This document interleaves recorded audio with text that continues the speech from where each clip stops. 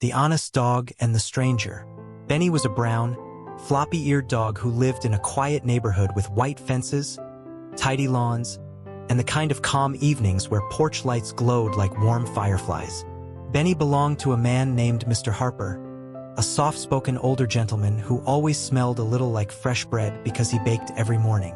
He wasn't rich, he wasn't loud, and he wasn't famous, but he took care of Benny with the kind of gentle, patient love that made life feel steady and safe.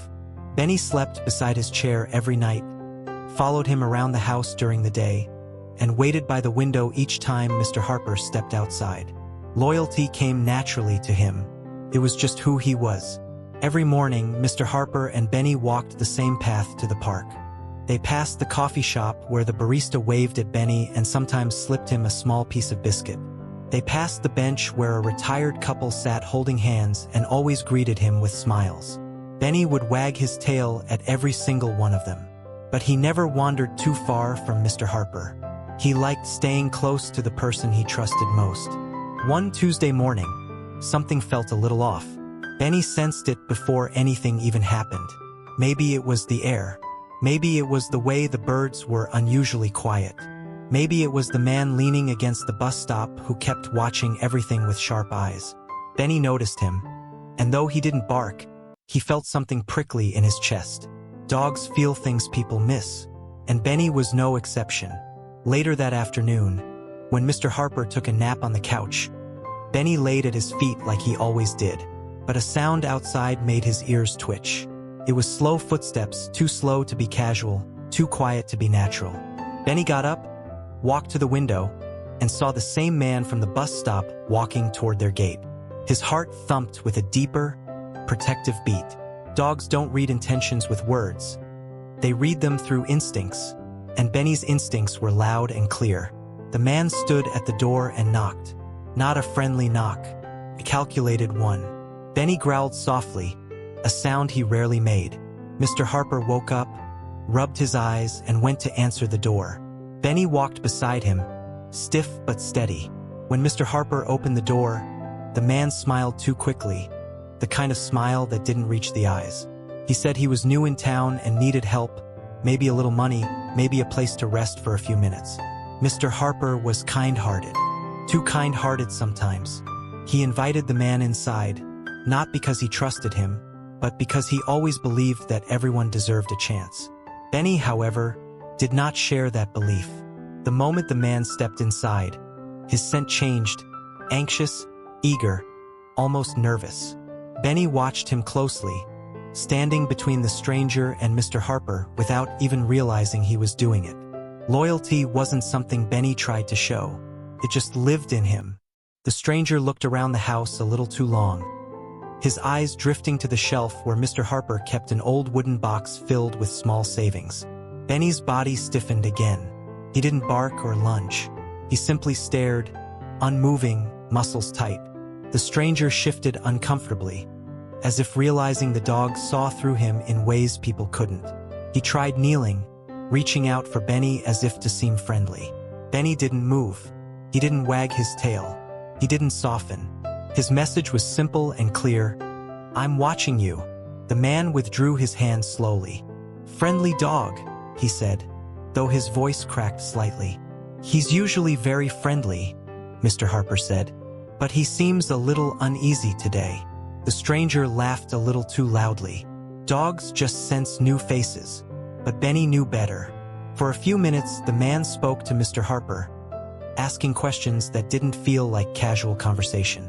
He wanted to know if Mr. Harper lived alone. He wanted to know if he had visitors often. He wanted to know where he worked, what time he left the house, how long he stayed away. These weren't the questions of a lost traveler. These were the questions of someone planning something else entirely. When the man asked for water, Mr. Harper went to the kitchen. Benny's eyes followed him, but he didn't leave his post. He stayed right in front of the stranger, the distance between them firm and deliberate.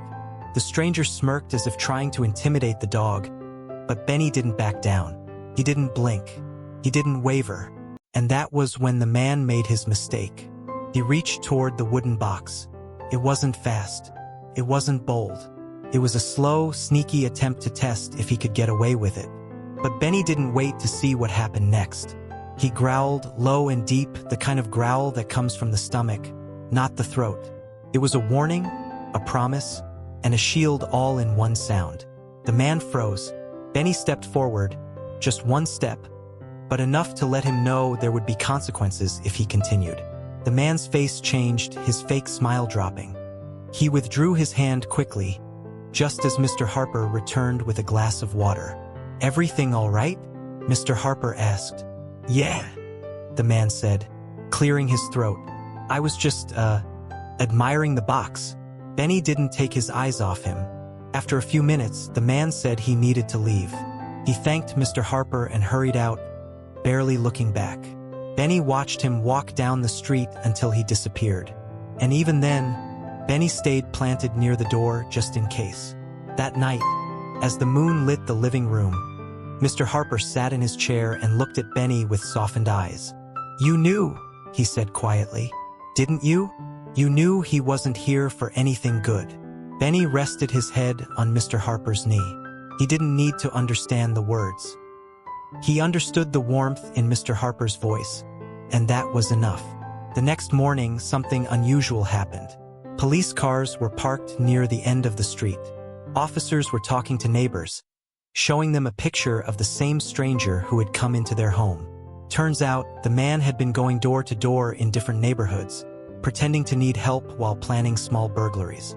He had been caught the night before, attempting to break into someone's shed. Mr. Harper felt a cold shiver run through him. He looked at Benny, whose tail wagged softly with innocent pride. "You saved us," Mr. Harper whispered. "You truly did." From that day forward, Mr. Harper trusted Benny's instincts more than anything. If Benny barked at a noise outside, Mr. Harper checked. If Benny didn't like someone, Mr. Harper paid attention. Benny never abused that trust. He didn't bark at random things or dislike people without reason.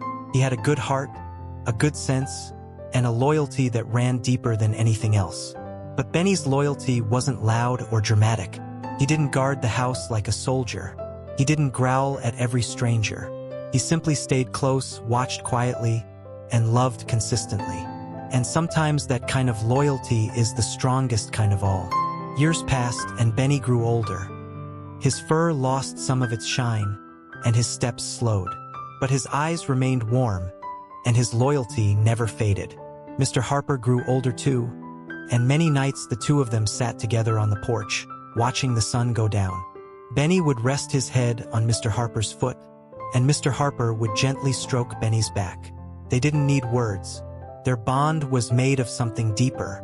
One evening, as the sky turned pink and gold, Mr. Harper said softly, "You've always protected me, Benny, even when I didn't know I needed it."